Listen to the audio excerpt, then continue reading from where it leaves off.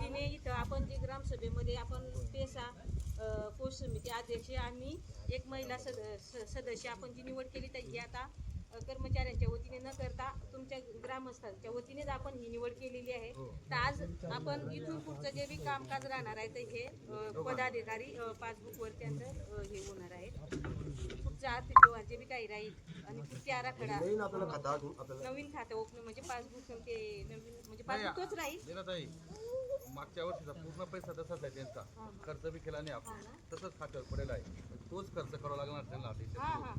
तो आराखडा आपण बनवेला आहे आणि याचा पुढचा आराखडा राहील तो आता त्यांनी सांगायचं शिकवायचं त्या पद्धतीने आराखडा पद्धतीने आपण काम करायचं. तर आपण आता आपल्या सर्व ग्रामस्थांच्या वतीने त्यांच्या 3 टाळ्या वाजून स्वागत करू. आता स्वागत.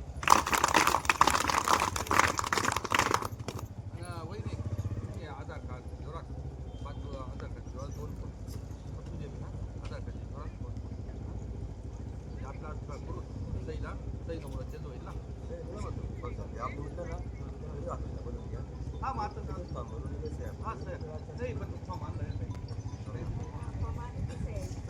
आणि पासबुक स्वतंत्र आहे काय पासबुक स्वतंत्र आहे.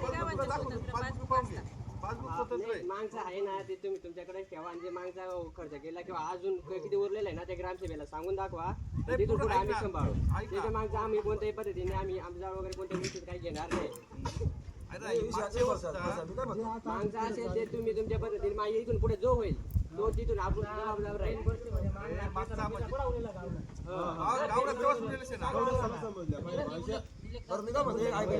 तुम्ही पेपरवर पण लिहून द्या आम्हाला काही एवढं उरलेलं उद्या म्हणजे आम्हाला दाखवायला पण कामात किती पैसा शिल्लक तुम्ही सांगितलं